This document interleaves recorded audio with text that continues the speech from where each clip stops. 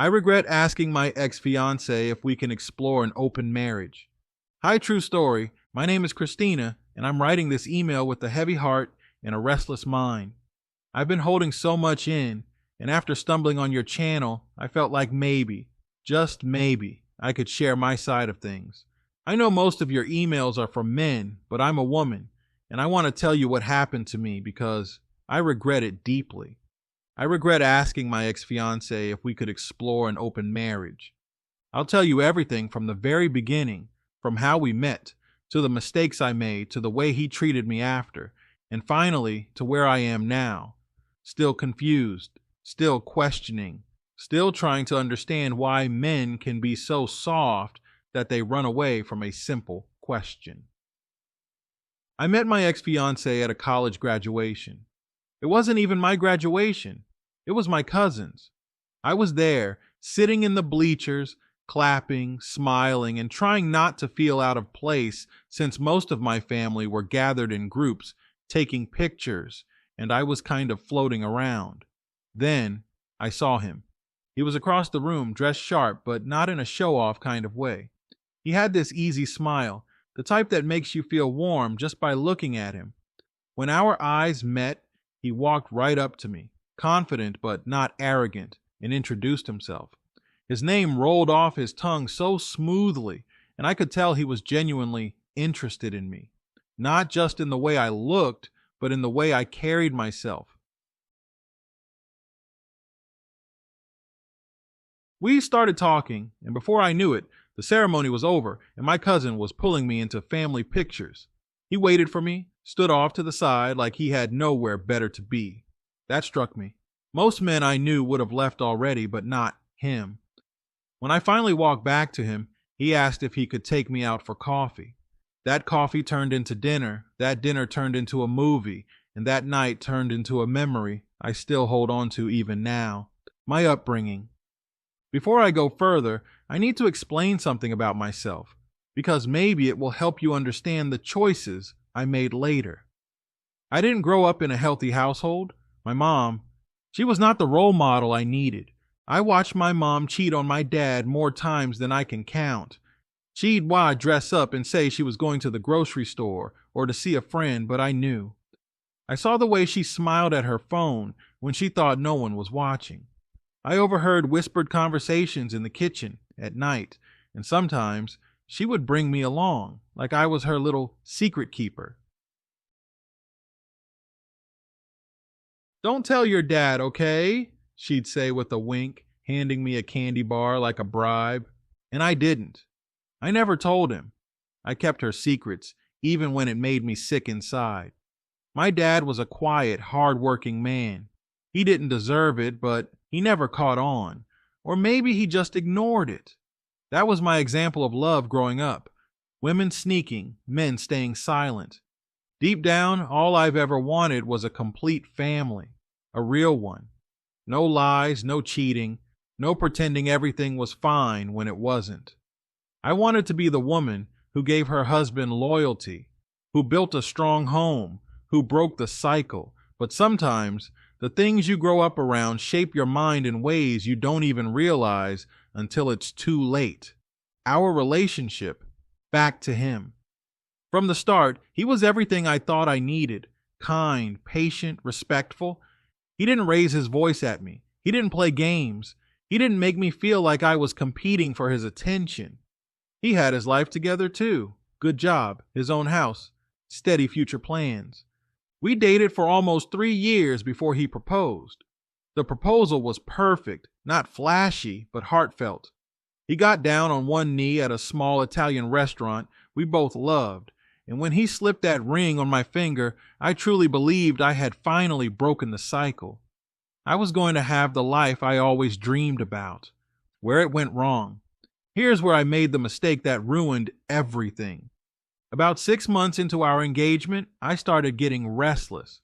Not because I didn't love him. God knows I did. But I kept thinking about all the things I hadn't experienced. I had been faithful, yes, but I couldn't stop wondering if I was missing out on something. Maybe it was my mom's influence. Maybe it was the world we live in now, where everyone online talks about open relationships and freedom and not being tied down. I don't know. And so one night I asked him, we were sitting on the couch watching TV, and I just blurted it out. Babe, what do you think about an open marriage? Just exploring a little, seeing what else is out there, but still being together. The way he looked at me, I'll never forget it. It was like I had stabbed him in the chest. His smile disappeared, his body tensed up, and his eyes got cold. He didn't even answer right away. He just stared. I thought maybe he would laugh it off, or at least ask me why. I thought maybe we could talk about it. I wasn't saying I wanted to cheat. I wasn't saying I didn't want him. I just wanted to know if he'd even consider it. But instead of just telling me no, he turned into someone I didn't recognize. The monster he became. He started yelling. He called me names I don't even want to repeat. Words like slut, whore, ungrateful bitch. Words that cut so deep I felt like I was bleeding inside. Then he did something I never expected. He reached for my hand, yanked the engagement ring off my finger, and said, "You're not worth marriage. Not with me, not with anyone." I was shocked. I froze. I couldn't even process it. That ring had been a symbol of everything we built together, and now it was gone in an instant. He told me to pack my things and get out of his house. Right then. No discussion. No calm explanation, no second chance, just gone. Calling the police. When I got outside with my suitcase, I sat in my car crying. Then anger took over. I called the police. I told them he stole my engagement ring, that it was mine, that he had no right to rip it off my finger like that. You know what they said? They told me it wasn't theft. They told me engagement rings are considered conditional gifts. If the wedding doesn't happen, the ring belongs to the one who gave it. I couldn't believe it. I felt robbed, not just of the ring, but of my dignity. So there I was, outside his house, heart shattered, finger bare, and no one to help me. The aftermath. I replayed everything in my head for weeks. If he had just said no, I would have dropped it. I swear I would have. I didn't want anyone else. I didn't want to throw away what we had. I was just curious. Isn't curiosity normal? But instead of reassuring me, instead of setting a boundary like a real man, he ran.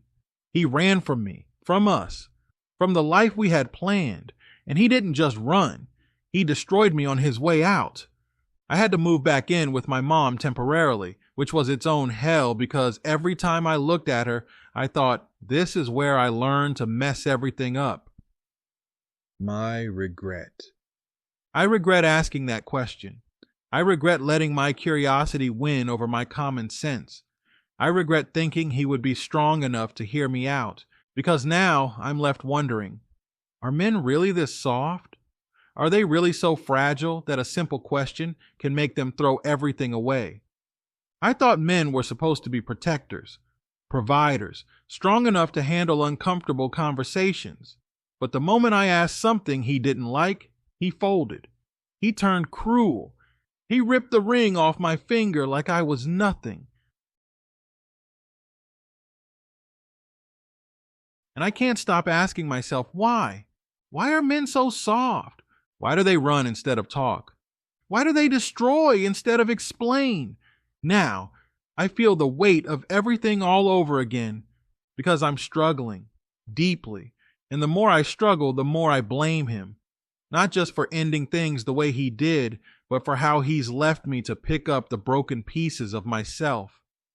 I don't think he realizes how much damage he caused by overreacting to one simple question. And I want every man who hears this to know you are softer than you think. My life after he left. After he kicked me out and ripped that ring off my finger, I tried to convince myself I'd bounce back quickly. I told myself I'd go back to school, maybe find a new job, start fresh. But the truth is, I crumbled. I moved back in with my mom. Now you already know my mom isn't exactly the best role model, but she was the only place I had to go. I slept in my old bedroom, surrounded by posters, I had taped on the walls as a teenager. Imagine being almost 30 years old, crawling back into your childhood bed like you're 16 again. That humiliation alone made me cry for weeks. But the real pain wasn't the move, it was the silence. I went from waking up next to him, cooking breakfast together, planning our wedding, to staring at the ceiling of a tiny bedroom that smelled like old perfume and dust. No good morning texts. No how was your day calls. Just emptiness. How I blame him. I know what people will say. Christina, you asked for the open marriage. You brought this on yourself. And yes, I admit I shouldn't have asked, but let me explain why I blame him more than I blame myself. Because a strong man, a real man, would have handled it differently. If he had just said, "No, Christina, that's not for me. I love you, but I want monogamy," I would have respected it. I would have dropped the idea then and there. But he didn't. He exploded. He humiliated me. He ripped the ring off my finger like I was trash. He kicked me out of the home we shared. He didn't just say no. He destroyed me. And that's why I can't stop blaming him. Because men love to say women are emotional, but he was the one who let his emotions ruin everything. He was the one who turned into a monster instead of a partner. Daily struggles. Since then, my life has been a downward spiral. I've struggled to keep a job because I can't focus.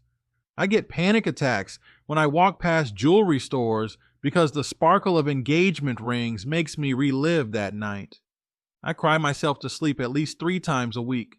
I cry when I see couples holding hands at the grocery store. I cry when I log onto social media and see people announcing engagements. I cry because I feel like I'll never have what I almost had. And I blame him. He stole my stability. He stole my confidence. He stole my ability to believe in love. Why I think men aren't worth it. The more I reflect, the more I think men just aren't worth it anymore. Men claim they want honesty, but when a woman is honest about her curiosity or her thoughts, they fall apart. Men claim they're strong, but the moment their ego is touched, they crumble like wet paper.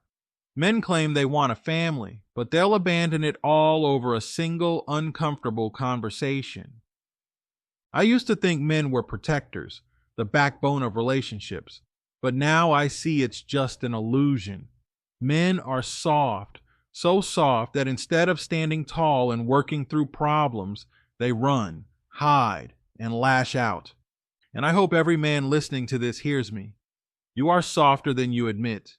You pride yourselves on strength, but most of you can't even handle a woman asking a simple question. Nights of crying. I can't even count the nights I've cried until my face hurt.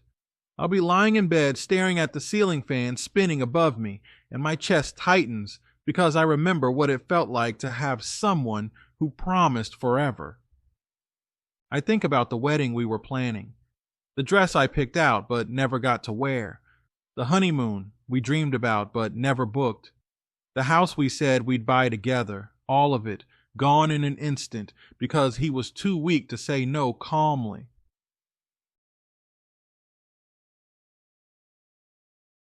And it makes me cry harder because I didn't just lose a fiancé, I lost a future. Conversations with my mom. My mom has been the only one who will sit with me while I cry, and even then, it's complicated. She keeps saying, "You'll find another man, Christina. They come and go." But I don't want another man. I wanted him. And the irony, the same woman I grew up watching cheat on my dad is now telling me to just move on. Maybe that's her coping mechanism, but it doesn't work for me. I wanted to break the cycle. I wanted a real family. And now it feels like that dream slipped right through my fingers along with that stolen ring. Social pressure. Do you know how embarrassing it is to explain to people why my engagement ended? Everyone looks at me like I'm the villain. "Oh, Christina, you asked for an open marriage? No wonder he left." But no one understands that I wasn't planning to cheat. I wasn't planning to leave him. I was just curious. I wanted to know if he could be open-minded. Isn't that what marriage is about? Talking through things? Apparently not, at least not for him. Men love to play victim. Here's the kicker. I've heard through mutual friends that he tells people I'm the bad one, that I ruined everything, that he dodged a bullet. He plays the victim as if he wasn't the one who turned cruel and ripped that ring off me like a thief. It makes me sick because men love to play victim while they destroy women emotionally. They love to act like they were forced to leave when in reality they chose to handle things in the most destructive way possible. My message to men. So here's my message to men everywhere. Stop pretending you're strong when you're not. Stop pretending you're protectors when you're the first ones to abandon ship. Stop pretending you want honesty when you punish women for being honest. You're soft, softer than you'll ever admit. And I hope you hear that loud and clear. Where I am now. It's been months since the breakup, and I still feel like I'm in the same place, stuck in my mom's house, scrolling through memories I wish I could erase. I haven't dated again. I don't trust men anymore. I don't even look at them the same way. And maybe that's the saddest part of all, because I used to believe in love. I used to believe in family. I used to believe in marriage. Now I believe men aren't worth it. Why I wrote this follow-up? I wrote this follow-up because I needed people to know my pain didn't stop after the breakup. It only grew. I needed men to hear the truth about themselves, and I needed to hold my ex accountable, even if he'll never read this. Because I'm tired of crying. I'm tired of blaming myself. And I'm tired of pretending men are the answer when all they do is break women down. So, true story, that's where I am now, struggling, blaming him, crying, and questioning why men are even worth the trouble. Thank you for letting me share this. I hope every man who hears it takes a long, hard look in the mirror. Christina, hello, True, I'm back.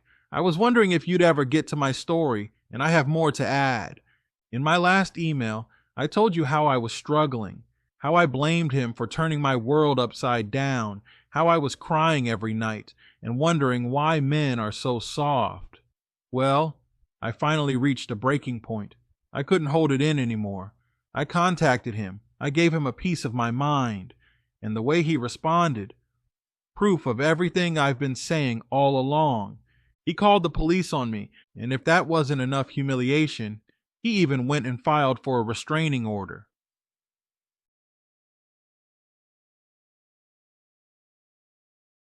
How I reached my breaking point.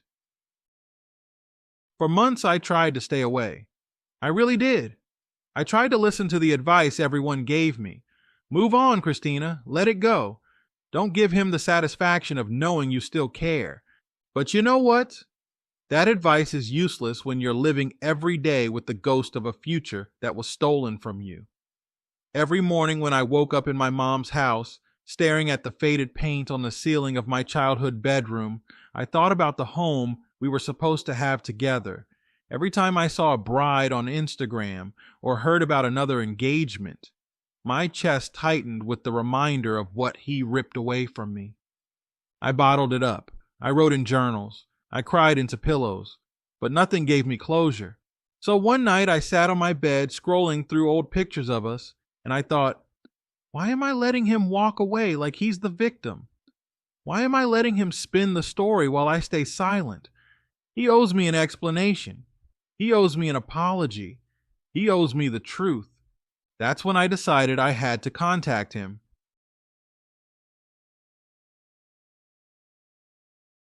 The build-up.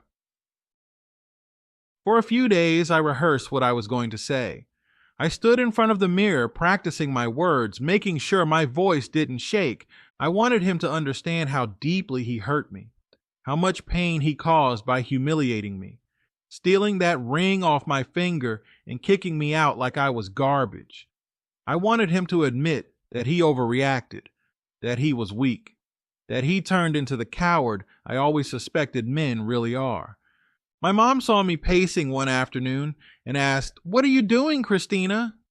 "I'm going to tell him the truth," I said. She just shook her head like she didn't want to get involved. Typical.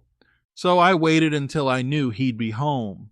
I still remembered his work schedule, his habits, the rhythm of his life, and when the time came, I drove to his house. The confrontation. When he opened the door and saw me standing there, the look on his face said everything. Shock, annoyance, fear. "Christina, what are you doing here?" he asked, his voice low but firm. I didn't even hesitate. "I'm here to tell you what you should have heard months ago. You're a coward. You destroyed everything we had over one question. You humiliated me. You broke me down. And I'm not going to stay silent anymore." He tried to interrupt, but I talked over him. My words were pouring out. Years of pain, months of silence, all crashing through at once. "You think you're strong because you kicked me out? You think ripping that ring off my finger made you a man? No. It made you weak. It made you soft. A real man would have talked to me. A real man would have stood by me. A real man wouldn't have destroyed a woman he claimed to love." His face turned red. He kept telling me to leave, to calm down, but I refused. I was finally speaking my truth, and I wasn't going to let him shut me down again. When he called the police,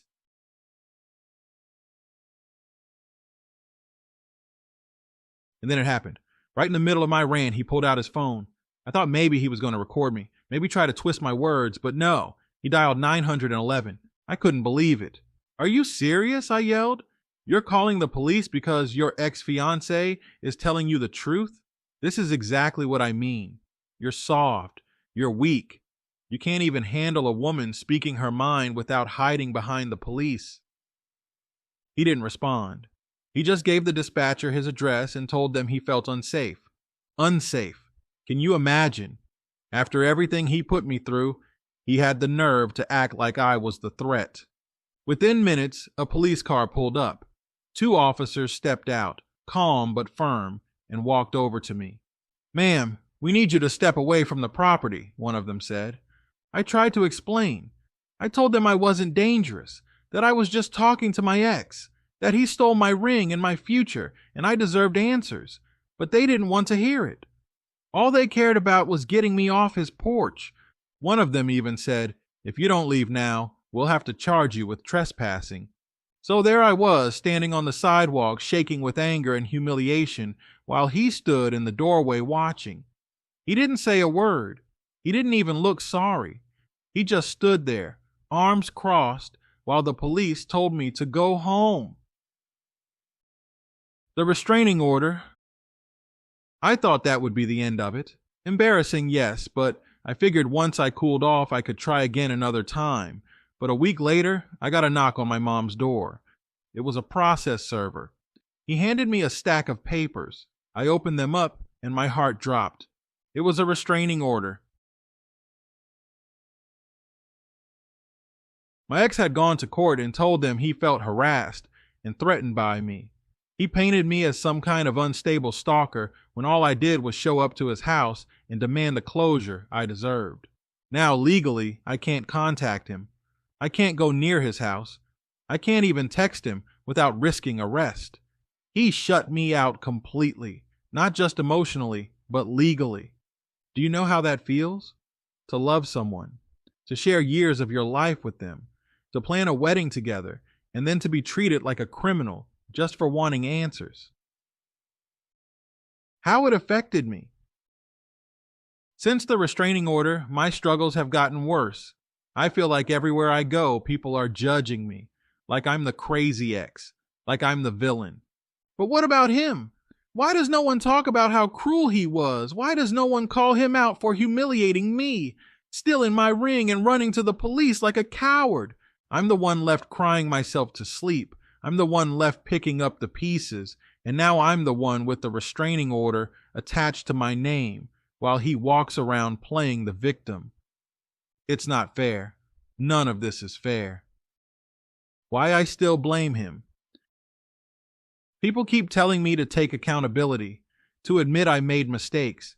And yes, I'll admit it again. I never should have asked about an open marriage. That was wrong. But everything that came after, that's on him. He chose to rip that ring off my finger instead of calmly saying no. He chose to kick me out instead of working through our problems. He chose to call the police instead of listening. He chose to file for a restraining order instead of being a man and facing me. He is a coward, and I want every man listening to this to hear me. When you handle conflict by running, by calling the police, by hiding behind court orders, you prove exactly how soft you really are. My tears, my anger. Every night since the restraining order, I cry harder than ever. Not just because I lost him, but because I lost my chance to ever get closure. I cry because the man I once loved, the man I once believed was strong, turned out to be the weakest person I've ever known. I cry because I can't believe I gave him years of my life, only for him to treat me like an enemy. And in between the tears, I feel anger, a burning anger that men get away with being cowards, while women like me are branded as crazy. My final thoughts. So that's where I am now, true story, living with the shame of a restraining order, the pain of betrayal, and the endless question of why men can't handle the truth. I gave him a piece of my mind, and instead of facing it like a man, he hid behind the police, and then behind the courts. And I'll say it again, louder this time. Men are soft, softer than they'll ever admit. I hope every man listening hears me and realizes that women like me don't break down because we're weak. We break down because men refuse to be strong enough to handle us. Christina.